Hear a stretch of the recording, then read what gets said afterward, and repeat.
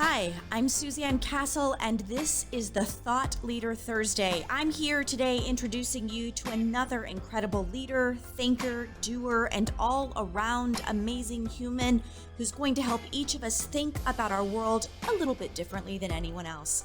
From artists to teachers, from actors to moms, from the big names to the you didn't know about them till now names, my hope is that you will connect with a leader who helps you light up in your corner of this galaxy. This is the Thought Leader Thursday show. Hi, I'm Suzanne. Welcome back to the Thought Leader Thursday. Each and every time we gather together, you meet a high-powered, amazing, thinking about the world just a little bit differently than everybody else leader. And today, she is spectacular. So hang on, because first, I'm going to throw it to Andrew. So Andrew, there's a lot going on in the world thinking about mindset and success and how your mind can either help or hurt that path. So what do you think? How much do you think your mindset contributes to success? I'm a big proponent of mindset contributing to success and mood in general. I like the idea of if you make yourself smile, you will make yourself happier and come out happier as a person. So that is kind of where I sit with that. I think that's wonderful. And happy and joy is such a big part of what I try to teach and be and embody in the world. And so is the wonderful woman next to me that I can't wait for you to meet. Her name is Casey Hasten. Here is why you need to know her. Not only is she the director of recruiting and coaching for a fabulous organization, she also hosts her own show called the We Are VIP podcast, because that is the company that she works for, is VIP. She literally has been called a networking ninja.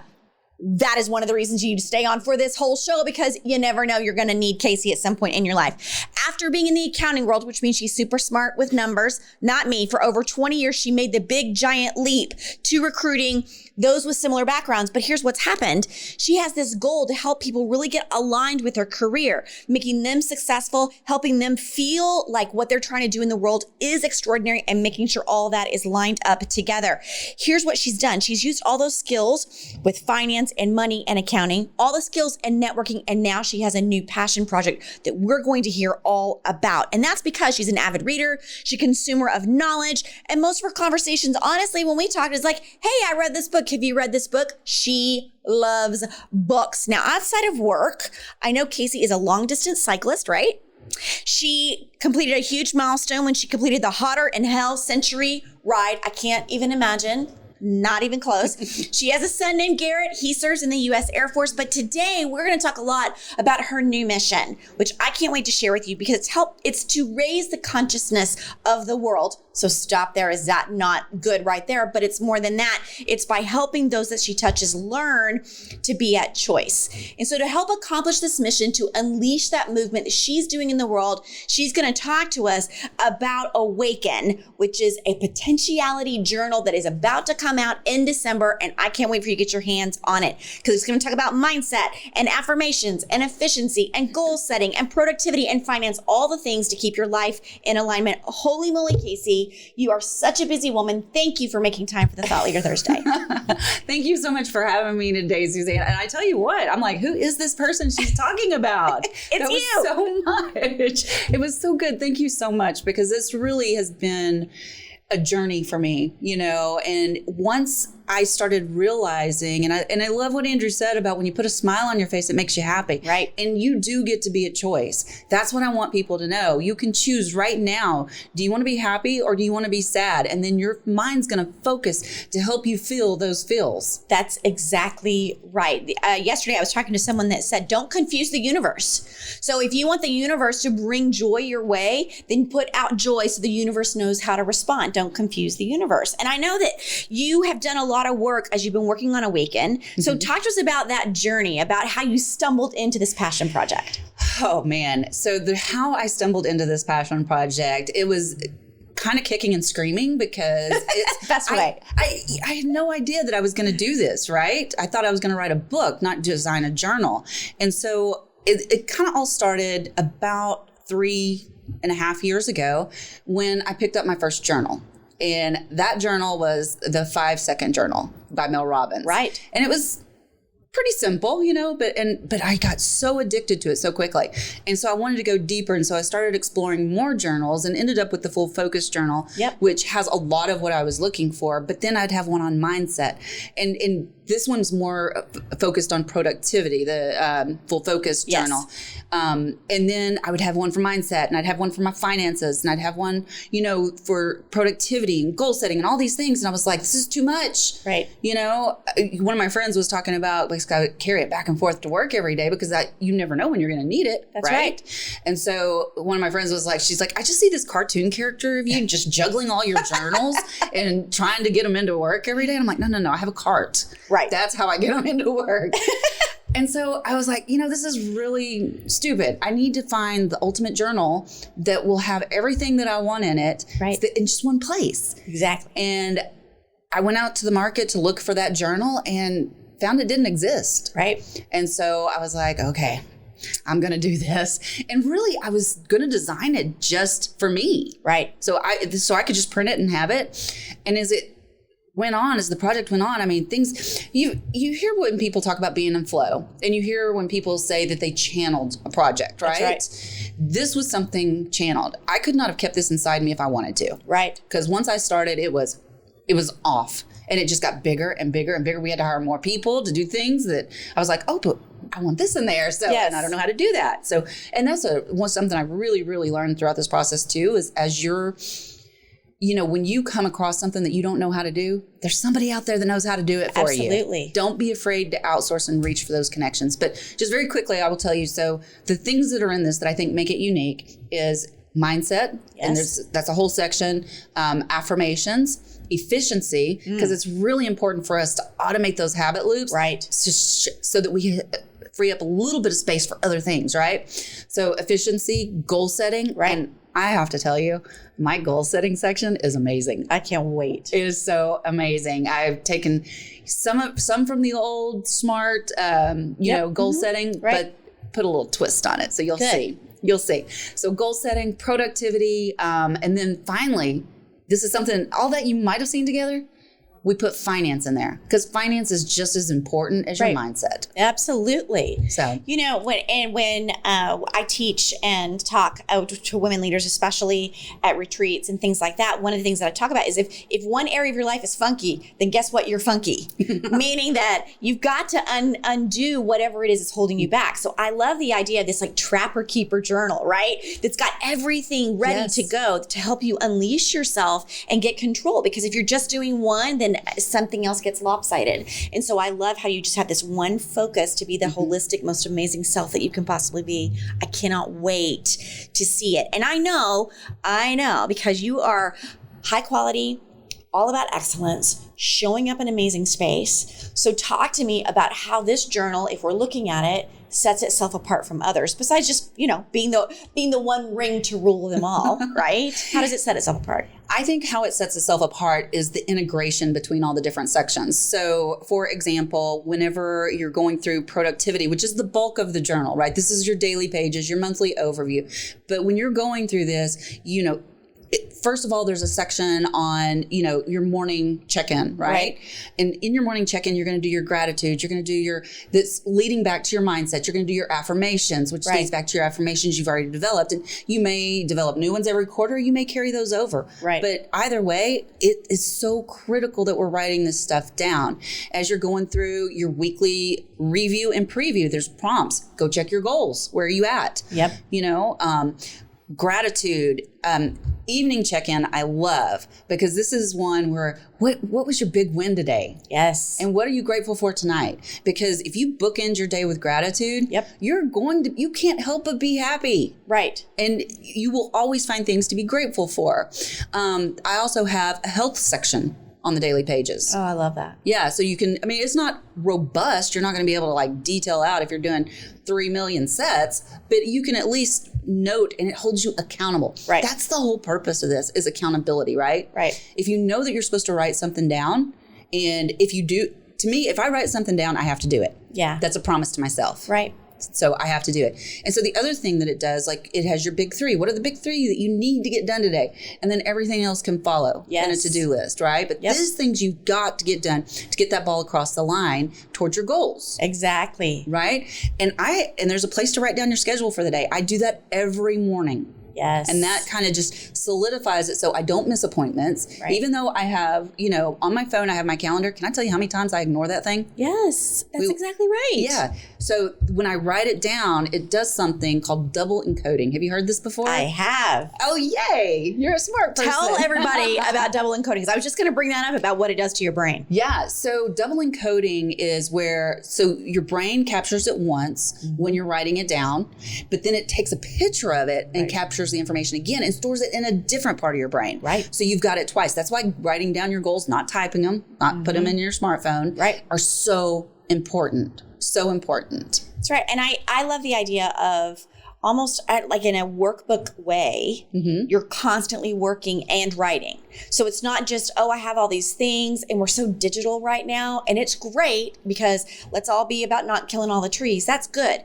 But at some point, you also have to help your brain show up for you. Yes. And this is one way forward to do that, which is, okay, if I can have a one thing and make sure that I'm staying accountable, I'm writing it down, I'm helping my brain show up and show me where the opportunities are and what I need to be working on next. Exactly. And, and I'm glad you brought that up, because I want to bring up one other little thing too, because, whatever you focus on, that's what grows, right? And we wonder why that is. And if we're always focusing on the bad things, your brain's only going to look for things to confirm that bias towards bad things. And it was just on a podcast earlier today that I was listening. Yes, I did say it. I was listening to a podcast. Yes.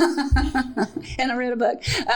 But I was listening to a podcast earlier, and they brought up the reticular activation system, which I think is so important. And so when you're writing down your goals and you're, detailing out the steps, your mind, because of this great little marble in the back of your head that filters out all the useless information, or what it thinks you think is useless, is going to start looking for ways for those things to happen. I just had this conversation earlier with a good friend of ours, Berta Medina, and we were talking about this, and I was like, people think I'm lucky.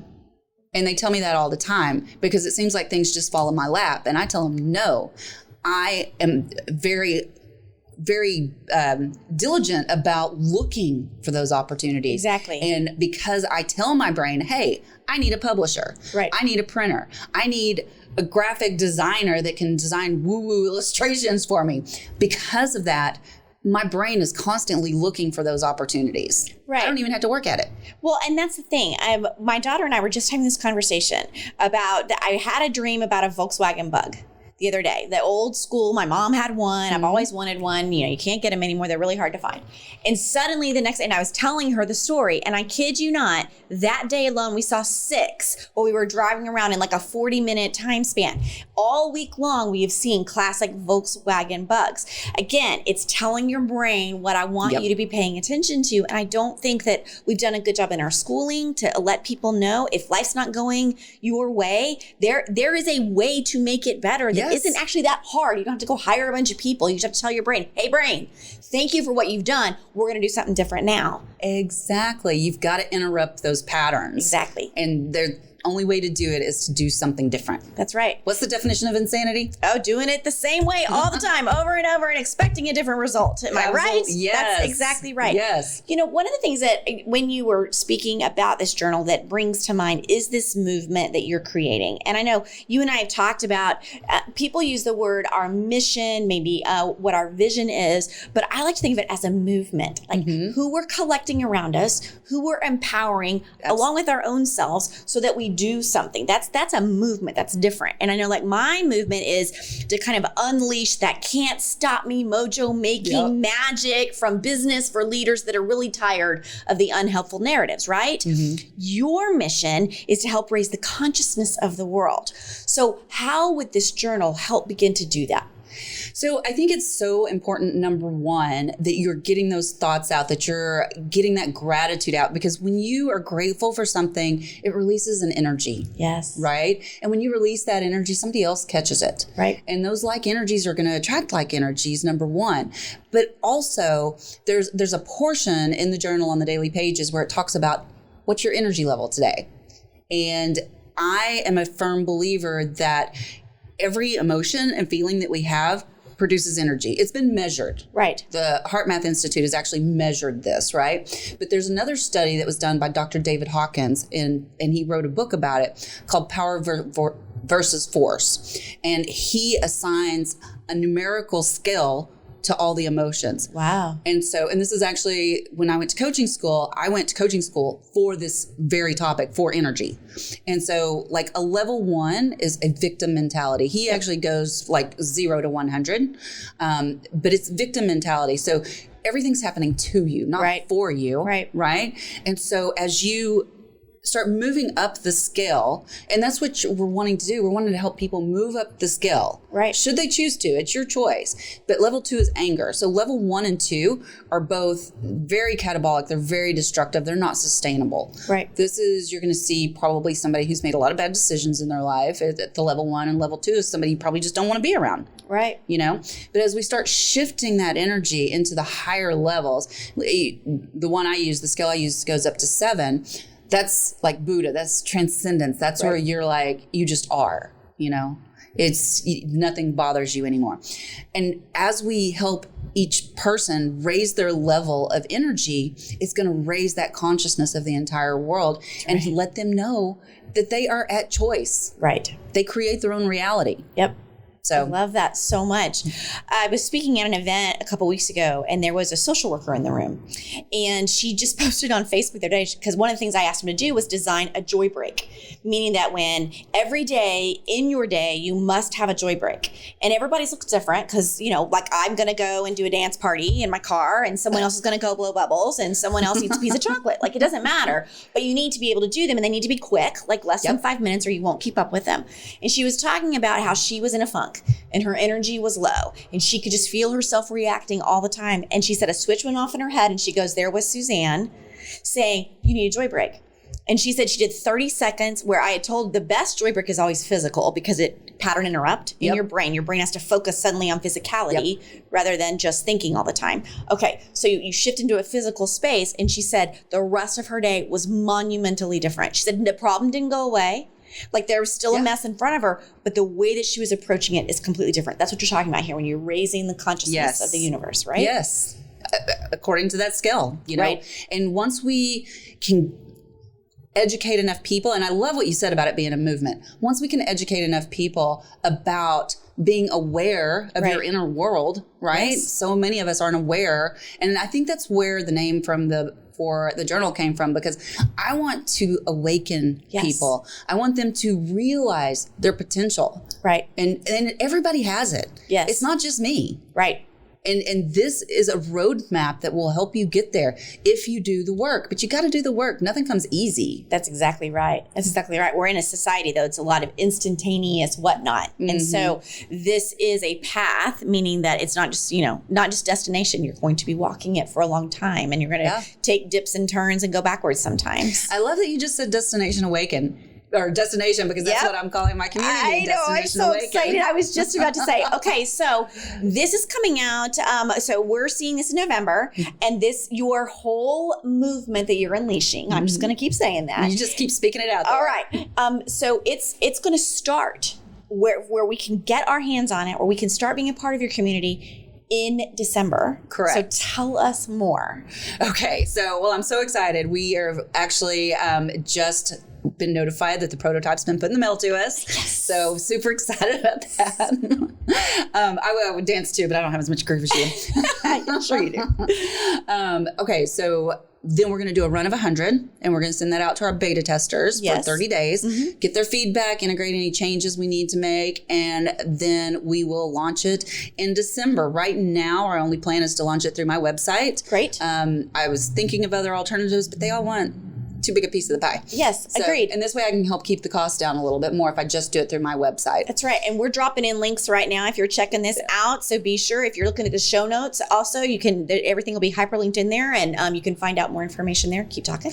Okay. And so And if you go to my website, which is simply my name, CaseyHaston.com, you can sign up for notifications. You can see what the cover is going to look like. Something we didn't really talk about was like the physical format of the book. Yes, that's where we're going next. Oh, see, I read your mind. Yes, you did. Yes, you did. So one of the things that I found that I love is a book that will lay flat. Yes. And so I have chosen a very solid coil binding for the book. And so you'll see that when you look at it on the website. And then hardcovers, front and back. I am going to do 2 versions of the cover because some of the feedback I got back for the original cover was that from my male friends was a little girly, Casey. I was like, okay, so we're going to do just a solid cover for gentlemen and guys that want to use this journal so that it doesn't look less manly when you walk in the boardroom. Right. I will tell you, I tell everybody this journal is a beast. Okay. Yeah. So I don't want you to get frightened when you see it. It's about 400 pages and that's for 1 quarter. Wow. But think about it. The bulk of it's the daily pages. Right. Okay. We've got 13 weeks, 7 days a week. And then you've got your weekly reviews. One thing I didn't tell you though, that I want to throw in there in the productivity section at the end of each week, something else that I threw in there, meal planning. I love it. And everything you see in here was important to me. Right. Well, that's, you know, the way. Yeah. And you're teaching people the way. And it's like, here's so how to take charge. Absolutely. I love this. Okay. So be sure and check out all the show notes, check out all the links. We've got some pictures of the journal that are going to be in there as well. So I don't want you to miss out on this amazing opportunity, this movement, this group. There's an Instagram channel you can follow. It is going to change your life. I know that because Casey changes lives on the daily. So I know that this will too. Okay, we close every single show, Casey, by asking people what their definition is or what it means to sparkle. So what's yours? I think what it means to sparkle for me, because it's so important to me and it's one of my core values, is to be authentic. I think when you show up with authenticity and you are the same person with each person that you meet, you can't help but sparkle. Yes. I love that so much. So good. Okay, so give it up for Casey Hasten. I know that you want to follow her. There's all sorts of ways that you can do so on her website, CaseyHaston.com. I'm Suzanne Castle. This was the Thought Leader Thursday, and I will see you in a few weeks.